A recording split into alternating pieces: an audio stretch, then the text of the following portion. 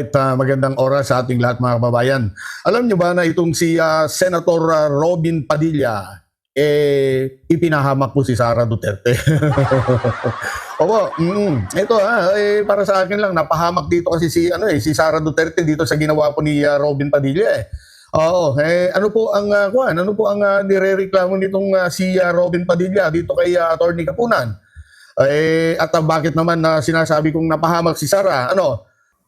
Well, mga kababayan, nakala ko ba kasi itong si Senator Robin Padilla ay isa pong tinatawag nating Senator Judge. Oo.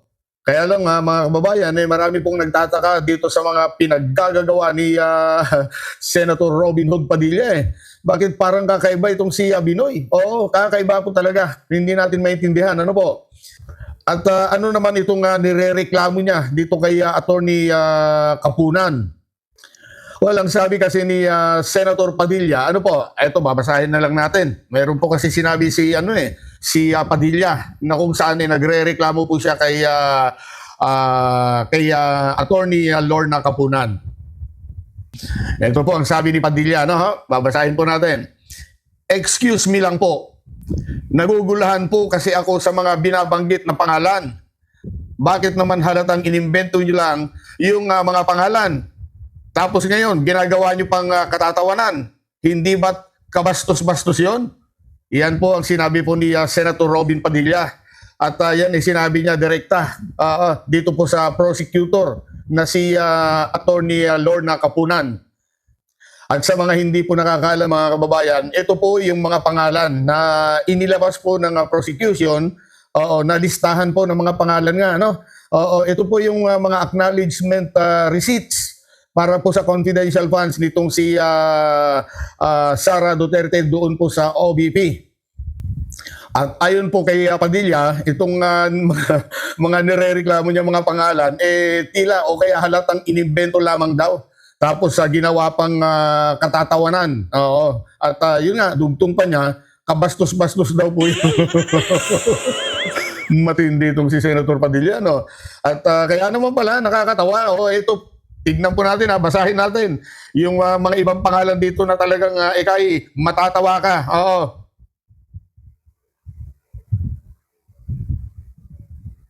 Ito, paano ka hindi matatawa naman sa ganito mga pangalan? Ang pangalan, Pia Piatos Lim, 140,000. Mateo N. Queso, 250,000.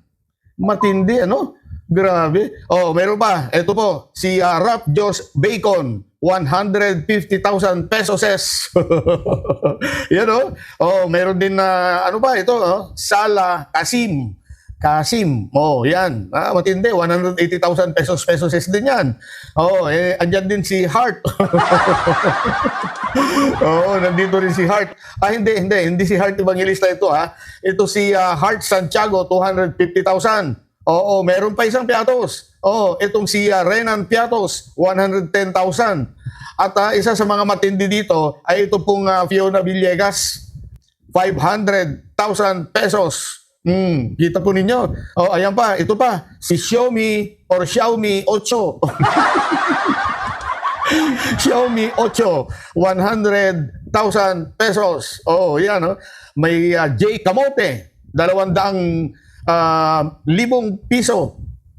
Matindi. Ito nga, nagdami pa nga siya ng mga pangalan ng mga, ewan ko kung totoo ito, babasahin lang natin. Meron pong pangalan na Clarice Hontiveros, kalahating milyon. Miggy Mango, 50,000. Ito na naman. Pangalan po ng isang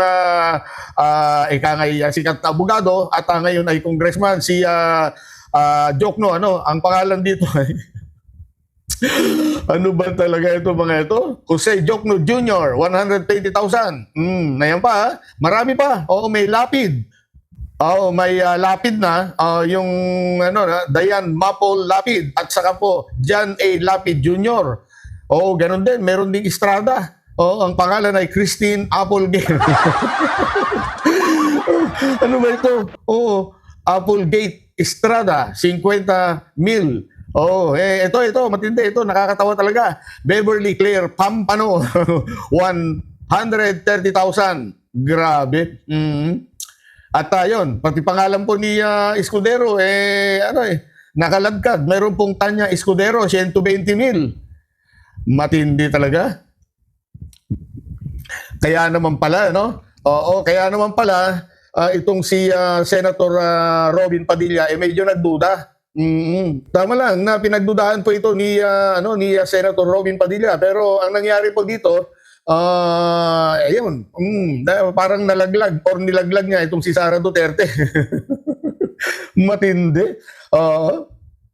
Halata kang inimbento lang itong mga ito eh. Oo, tama ka Senator Robin Padilla. Oo. Halata, marami po ang nakakahalata po na talagang itong mga pangalan na ito ay katawa-tawa. Oo, at mga imbento lamang. Pero ang hindi po naisip ni Padilla na ang mga pangalan na yan ay galing po mismo sa OBP, na ito yung mga, kung tawagin nila acknowledgement receipts ng opisina ng Vice Presidente. At dahil nga po dyan sa kanyang reklamo, yun, inabot niya inabot niya ang supalpal ni Attorney Lorna Capunan. Sinupalpal po ang magaling at magaling nating senador na si Robin Hood Padilla. Yan. At ang sabi nga po ni prosecutor Attorney Capunan, hindi po namin gustong bastusin ang mga nakasulat sa dokumento. Binasa ko lang ang mga ito. Yan ang sabi po ni Attorney Capunan. For your information daw, Senator Judge Robin Padilla, ito ay hindi nanggaling sa amin. Ito po ay kopya ng mga pangalan kung kanino nakipagtransaksyon ang Office of the Vice President. In short, sinabihan mo na nag-iimbento lamang ang OBP.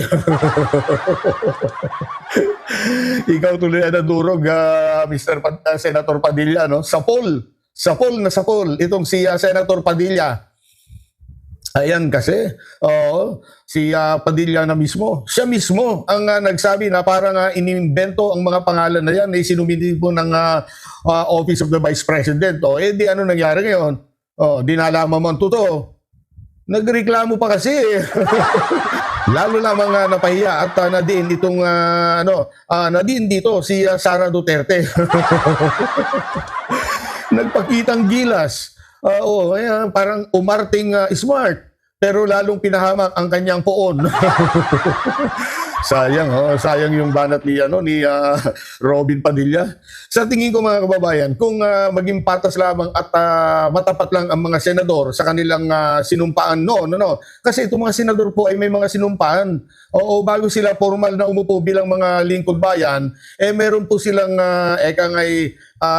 sinumpaan na ipagtatanggol ang saligang batas at maglilingkod ng tapat sa taong bayan. Kaya sabi ko nga, kung ang mga ito ay magiging patas lang sa kanilang mga pagiging senator judge at patas ang kanilang gagawin pagdedesisyon patungkol nga po diyan, maaring makonvict or maaring ma-acquit itong si Sara Duterte. Mismong si Padilla na ang nakapansin. Mismong si Padilla po ang nakapansin at nagsabi po na itong mga acknowledgement receipts ay mga gawa-gawa lamang. Itong isinumiti po ng Office of the Vice President. Malinaw pong paglabag po yan. Kaya lang, mga kababayan, tila wala naman. Wala naman tayong maasahan sa ilang mga senador na yan. Sa ilan nating mga senador lamang. Gaya din ni Senator Peter Alan Cayetano. Isipin po ninyo ngayon yan. Si Cayetano tahimik po at 2 araw na rin pong lumiban po sa impeachment trial. Ganon din po itong si yung kapatid niya, si Pia Cayetano, ganon din. Lalo na po itong si Loren Legarda. On leave po yan, on leave. Wala tayong maasahan sa mga ito. Wala tayong maasahan na patas na pag-uusga sa mga ganitong klaseng senador. Ganon din po si Bato. Absent din at nagtatago pala, hindi absent, nagtatago at takot pong harapin ang batas. Tapos itong si Marcoleta at Jinggoy, ayun, nakakulong na. Ano nga asahan natin sa mga yan? Di ba ba? Paano sila magdedesisyon o kaya boboto kung saan hindi naman po nila nasubaybayan ang trial or yung impeachment trial. Tapos ngayon, pabobotohin mo, natural. Alam na natin yan. Hindi po ganun. Dapat po, ang mga senator judge, eka nga'y magdidesisyon ayon po sa mga nakalatag, ayon dun sa mga ebidensya na iprinisenta po ng prosecution. Ano po? Kaya mga kababayan, grabe po ang ginawa ng OBP. Oo, lantaran pong panluloko sa taong bayan kung tutuman po yan. Ano? Kung tutuman na mga tawag dito, ng mga gawa-gawa lamang, itong mga pangalan na yan, ulitin ko, lantaran pong panluloko sa taong bayan po yan, mga kababayan. Isa pa, isipin po ninyo, ang sabi po ng COA, ang confidential funds daw po ng Office of the Vice President noong 2022 ay ginamit sa Christmas party, appreciation night, mga medical mission, gift giving, tree planting, at iba pa. Questionably po. Yan ang sabi po ng Commission on Audit. Ano po?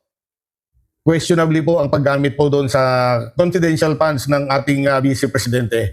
Kaya kayong mga senador dyan, mga kagalang-galang na mga senador, aasahan po ninyo, hindi kami kukurap. Ang taong bayan ay hindi po kukurap para kayo po ay subaybayan.